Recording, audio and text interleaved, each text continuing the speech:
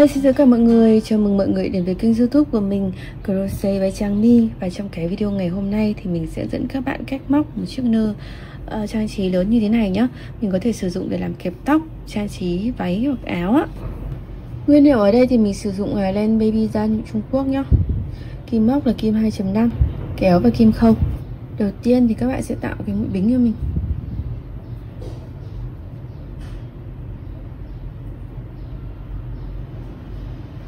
Sau đó mình móc 25 mũi bính á.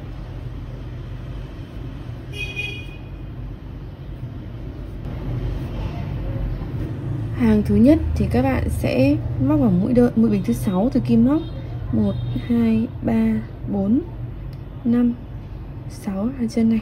Các bạn móc 5 mũi kép đơn và móc vào phía cái dây ở đằng sau này.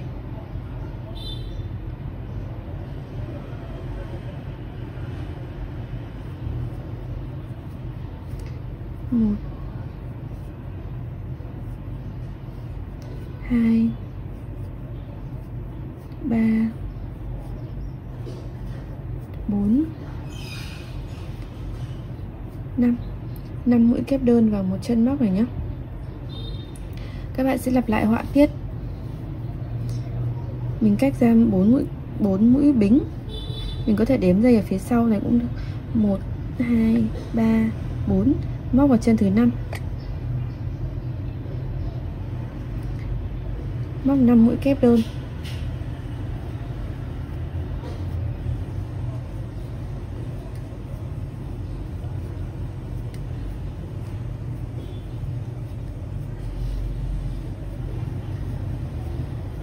Các bạn lặp lại thêm 2 lần nữa, cách ra 4 mũi bính, 5 kép đơn vào một chân tiếp.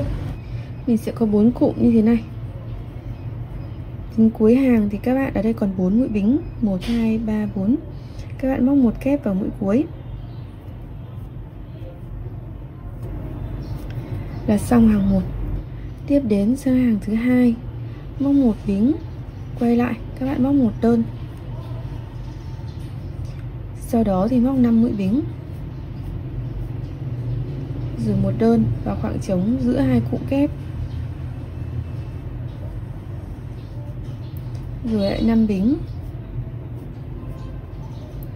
1 đơn, 5 bính, 1 đơn, 5 bính. Mũi đơn cuối các bạn sẽ móc vào mũi bính ở cuối này. Mình có thể lấy dây sau.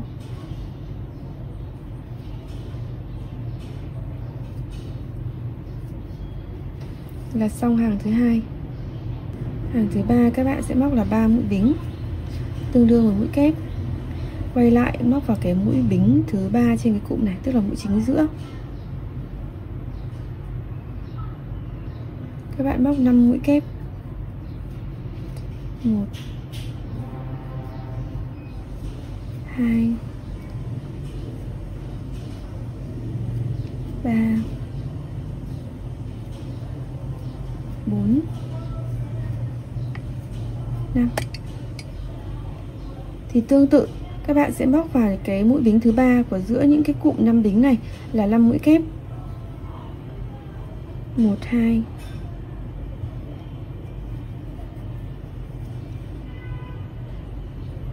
1,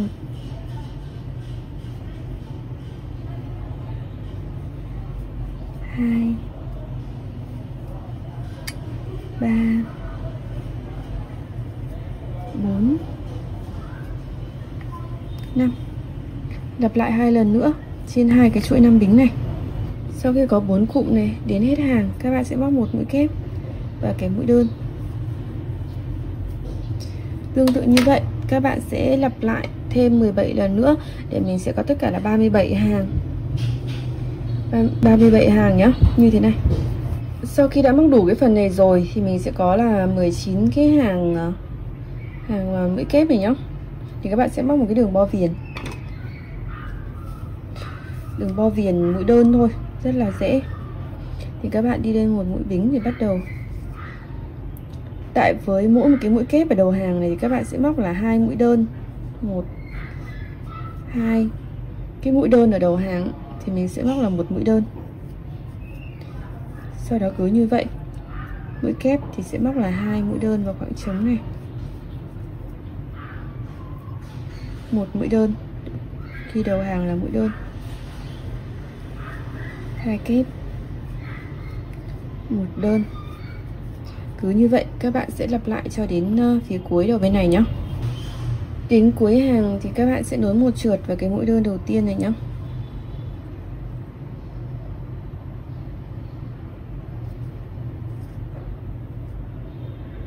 Sau đó thì mình sẽ lộn lại cái mặt trái. Các bạn móc một mũi bính, móc một mũi đơn vào cái đầu hàng này, tương tự như cái hàng 2 á. Sau đó thì 5 bính thì các bạn sẽ móc là 2 mũi bính, rồi một trượt vào cái mũi bính mà mình đã móc 5 kép bên này. Sau đó 2 bính sang bên này, lại một đơn vào khoảng trống ở giữa. Lặp lại như vậy, 2 bính, một trượt, 2 bính,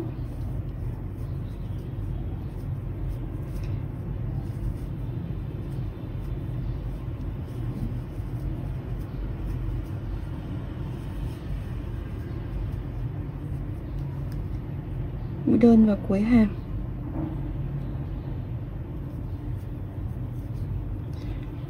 Thì mình sẽ nối lại thành cái vòng như thế này. Mình lại quay lại mặt phải để các bạn móc cái hàng bo viền nhé. Quay lại mặt phải thì các bạn sẽ đếm từ đây 1 2 3. Các bạn móc mũi chuột giúp mình, rồi một bính, móc 2 mũi đơn vào cái khoảng trống ở đầu hàng này. Bên này là một mũi đơn thì các bạn móc một đơn. Cái này khoảng trống bính thì mình móc 2 đơn. Tương tự như vậy thì các bạn sẽ cứ lặp lại cho đến khi hết hàng nhé. Đến cuối thì mình sẽ móc một đơn vào cái khoảng trống này, rồi một trượt vào mũi đơn. Cái phần này thì nó sẽ giấu ở bên trong cái nơ nên nó sẽ không bị ảnh hưởng nhiều đâu. Các bạn sẽ để dây dài một chút để sau mình sẽ sử dụng để quấn buộc nơ. Phần dây của nơ thì các bạn sẽ móc cho mình là 11 hàng, tức là 6 hàng kép, 2 4 6. Thì đến đây các bạn sẽ móc giảm dần cụm để cái đường dây đường mình nó sẽ chéo một chút. Thì các bạn sẽ hàng thứ 12 này, một bính, quay lại một đơn, 5 mũi bính, một đơn nhá. Mình sẽ móc 3 cụm thôi, 2 3. Bình thường là sẽ có thêm một cụm nữa, 5 bính ở cuối nữa. Thì ở đây mình sẽ chỉ dừng ở 3 như thế này. Sang hàng thứ 13 thì mình sẽ vẫn móc như cũ, 3 mũi bính đi lên. Các bạn móc 5 mũi kép vào cái mũi bính thứ 3 ở giữa hàng.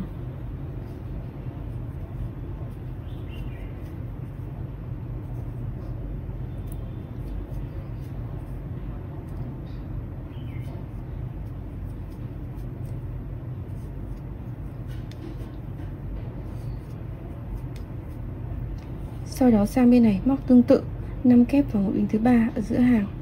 Cuối hàng kết thúc bằng một kép vào mũi đơn đầu tiên. Cuối hàng móc một mũi kép vào mũi đơn. Xong hàng 13. Hàng thứ 14 thì mình sẽ giảm xuống còn 2 cụm thôi nhé. Một bính, quay lại một đơn, 5 mũi bính, một đơn, 5 bính, một đơn. Xong hàng 14. Sang hàng 15 móc 3 mũi bính, quay lại vào mũi 3 chính giữa của cụm 5 bính. Các bạn móc 5 mũi kép.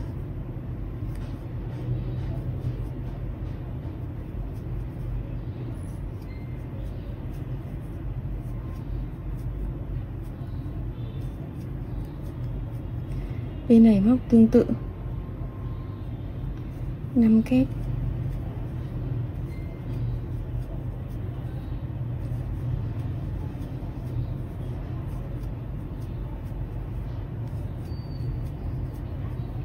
rồi một kép vào mũi đơn. Xong hàng 17. Xong hàng 15. Hàng 16 thì mình sẽ giảm xuống còn 1 bính này, 1 đơn, 5 bính, 1 đơn là hàng 16. Hàng 17 thì sẽ móc 3 mũi bính, rồi quay lại 5 kép vào cái mũi giữa này.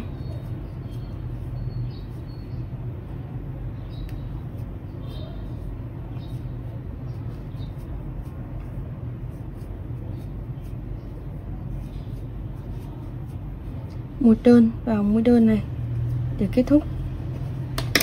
Mình sẽ có một cái đường nó chéo một chút như thế này. Sau đó thì mình cũng sẽ móc tương tự như thế này, nhưng mà móc về phía còn lại. Thì ở đây mình đã nối vào cái đầu chỉ khi bắt đầu ấy, để mình không phải giấu chỉ nữa. Các bạn có thể tạo mũi cũng được, còn không thì mình sẽ nối chỉ 7 mũi lên như thế này, móc 3 mũi bính vào cụm này, và chân này thì mình cũng sẽ móc vào 5 mũi kép.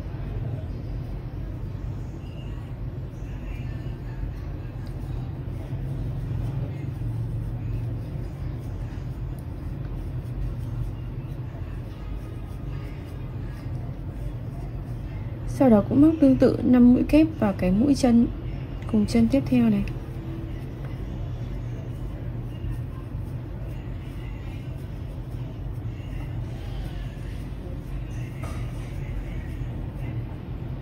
Các bạn lặp lại thêm 2 lần nữa nhé. Đến cuối hàng thì mình sẽ móc 1 mũi kép vào cái mũi bính thứ 3 này. Thứ 3 đếm từ trong ngoài ra nhé, 1 2 3. Móc 1 mũi kép. Sau đó thì các bạn sẽ lặp lại tương tự thêm 10 hàng nữa để mình đến cái vị trí tương ứng như thế này. Mình cũng sẽ có đến từ đây là 6 hàng, 1 2 3 4 5 và 6. Tuy nhiên thì mình sẽ dừng chỉ ở đây để mình cái đường chéo của mình ấy nó sẽ phải cùng bên, tức là sẽ chéo như thế này, thì bên này nó cũng sẽ phải chéo như thế này. Thì các bạn sẽ dừng để mình sẽ thêm mũi ở đoạn này.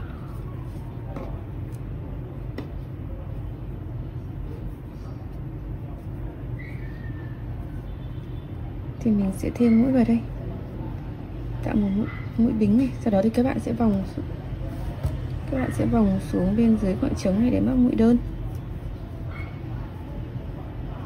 rồi 5 mũi bính, 1 đơn, 5 bính, 1 đơn, 5 bính, 1 đơn là hàng 12. Sang hàng 13 thì các bạn móc tương tự, đó là 3 bính, quay lại móc 5 kép vào cái 3 bính, mũi bính thứ 3 ở giữa.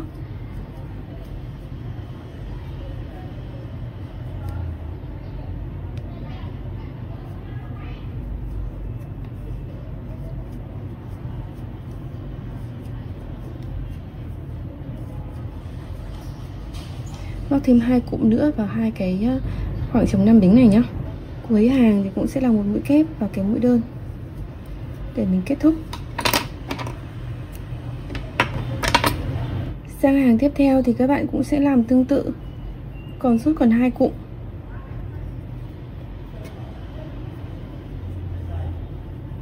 Một bính rồi 1 đơn vào khoảng trống này.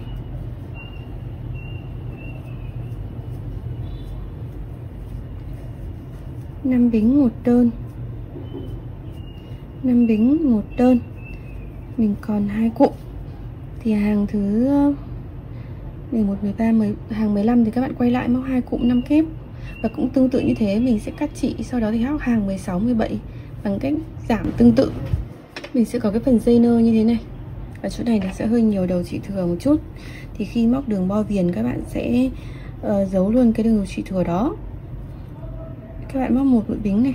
Ở trên cái mũi kép này thì các bạn móc 2 mũi đơn. Mình móc 1 hàng mũi đơn để bo thôi. Cái mũi đơn ở đây thì các bạn cũng móc 1 đơn. Trên 5 kép này thì các bạn sẽ móc là 5 mũi kép nhé. Thì mình có thể vòng quanh vòng cái sợi này vào. Thì mình giấu chỉ thừa 2 3 4 5 vào 5 mũi. Sang mũi kép này thì cũng sẽ là một mũi nữa. Sau đó thì mình sẽ vòng xuống dưới này, móc vào mũi kép là 2 mũi.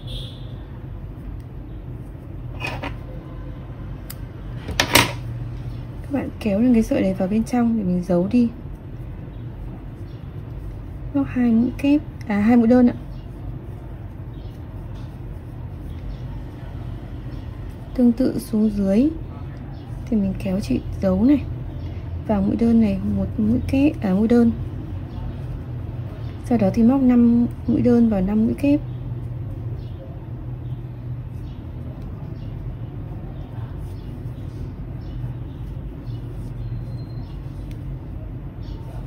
Mình giấu chỉ thừa bên trong luôn.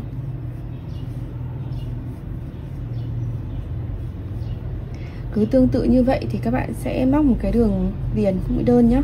Ở trên cái cạnh dài này thì mình cũng nối tương tự, mình cũng viền tương tự như khi mà cái phần nơi trên này này.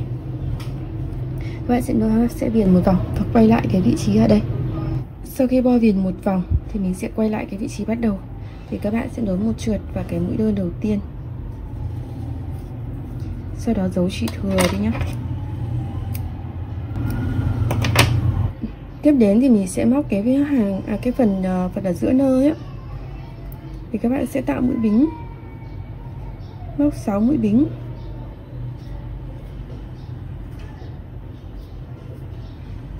Mình quay lại, móc vào dây sau, bỏ qua mũi đầu nhé, móc từ mũi thứ hai. 5 mũi đơn và 5 mũi bính này.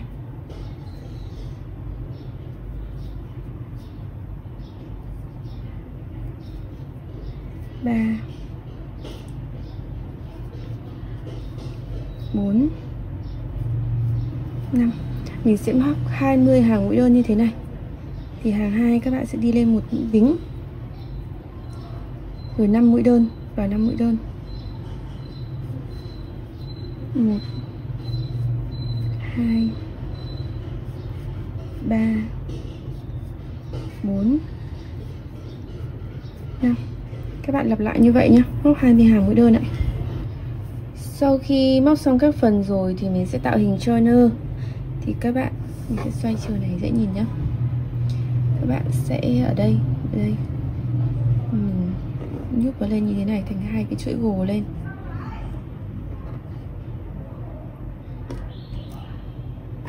Cái đầu sợi mình đã giữ rồi. Các bạn sẽ khâu để cố định được cái vị trí thôi.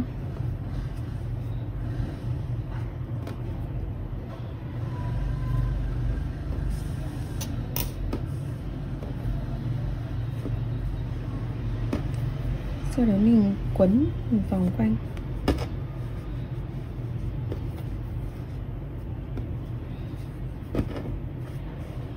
Tiếp đến là phần bên dưới này, làm tương tự cũng tại cái chỗ này nhé.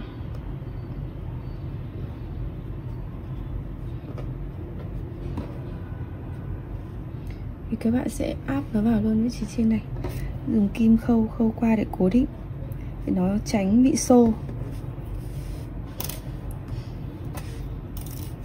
Sau đó các bạn sẽ quấn dây để cố định lại cái vị trí này trước khi mà mình khâu cái phần bọc lại. Khi quấn dây thì các bạn cũng không cần phải quấn quá chặt đâu nhé. Chú ý là mình vẫn giữ được cái form của cái nơ ấy.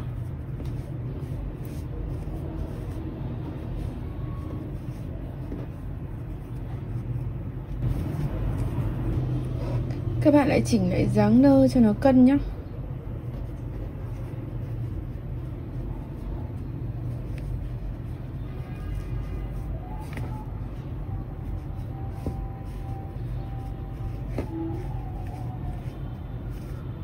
Sau đó dùng cái hàng đơn mà mình đã móc để che cái đường ở giữa này.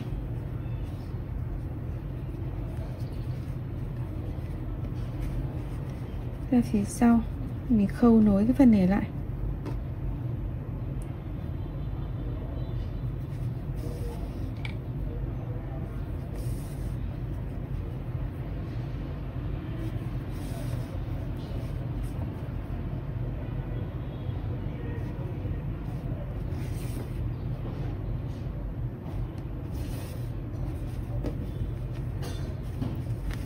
Sau khi nối hai đầu xong thì bạn khâu cố định luôn vào nơ nhé.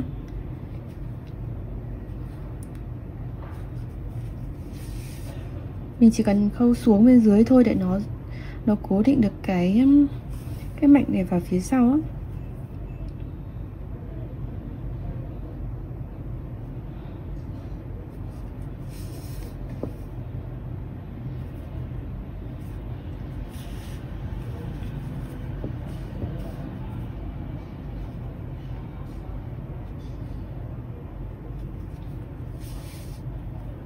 Sau đó thì các bạn sẽ giấu chỉ thừa đi. Như vậy là mình đã hoàn thiện xong một cái chiếc nơ lớn như thế này rồi. Chúc các bạn thành công nhé. Và đừng quên like, share và subscribe kênh YouTube của mình Crochet by Trang My nếu các bạn thích những cái video của mình. Cảm ơn các bạn rất là nhiều ạ.